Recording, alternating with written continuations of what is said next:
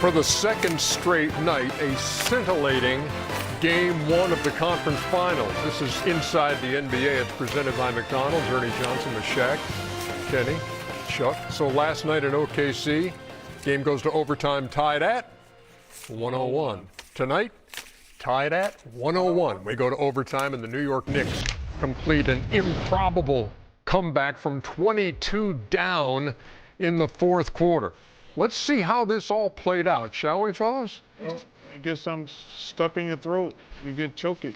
Oh, you're using that word, huh? Oh yeah, hell yeah, that was a choke job. Choke job? Hell yeah. Okay, maybe Hell yeah, that was a choke job. No, that was a choke job. Okay. Come on, man. They started taking the air out the ball with 6 minutes to go like dummies. 7-point game here early, and Josh Hart. Oh, great move. Nice. Nick came out really aggressive, got easy baskets, really had the Cavs on their heels. Yeah, no, and you're not saying, hey, well, maybe a little early rust, but now they find in their stride, and then Cleveland found its stride. We saw good Cavs Yeah. after that. This was great Cavs. Oh, And one. Donovan Mitchell, come on. That's a 4-point play, and then How the ball's moving compared Mitchell to how for it goes in three. the fourth quarter. had 16 in the first half. You're right, Chuckster. At the half, it was 48-46 Cleveland. And then the Cavs turn it up in the third quarter. Oh, that's Mitchell with the offensive. steal and 2. Just push him in the face. Hit it later. Man, this Cavs, look at, come on. All they got to do is this all night long. They can't keep them off the board with them little munchkins they got out there. No, they were getting anything they wanted. Sam Merrill connects from 3. Look how this ball is moving. Compared to the fourth quarter where they were just going one-on-one. Mitchell again, so 92-71 at that point. It was 93-71 when the New York comeback began. Well, was it the New York comeback or was it Brunson Burner comeback? Bang, bang. Well, 1-4 flat. in an 18-1 run, Brunson had 13 of them. It seemed like it was more. Yeah, But that's in the 18-1 run. He had more later. But see, now this is the problem when you start doubling all these wide open shots. Landry Shamet getting the roll. Game tied at 99. Harden for the lead. little man. But under 30 seconds to go, and kind of had an idea. Call me little. Yeah. Man, Brunson, man, you talking about clutch. Man, Game tied at 101. Sam Merrill almost ended it at the end of regulation. But we are tied at 101, and we are going to overtime. oh my God. Brunson This- again. Man, he hunting this dude like he out in the damn wilderness. 38-point night for Jalen Brunson. Get on me, little skinny man. Yeah, OG.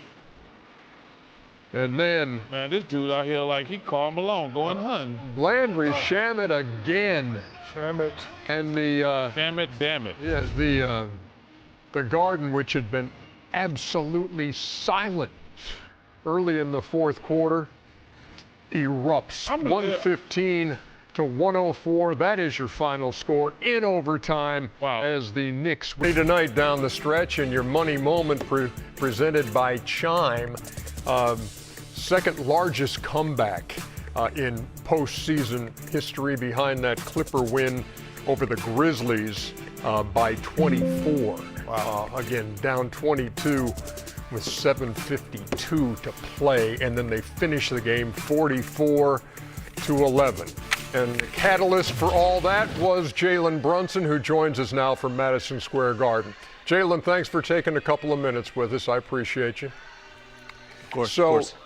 so here's the deal, and I'm hoping that now that you've had like 10 minutes since the Lisa Salters interview, that maybe you do have an explanation now for what happened in the last 7 minutes of that game.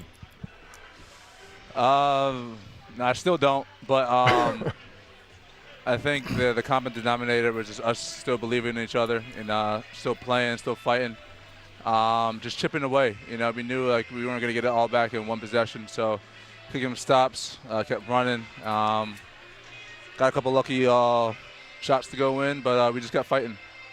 You know, when you went to that 1-4 flat, it seems to me that you were targeting James Harden a lot. Was that done on purpose, or were you just saying to yourself, whoever guards me, I'm about to go at him?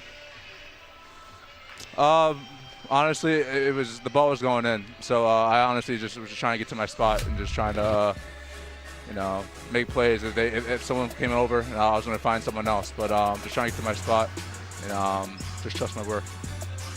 Jalen, the Cavs, they got up 22 points. What were they doing that was so difficult for you guys to, one, defend, and two, to score against early on, and then all of a sudden the switch just changed?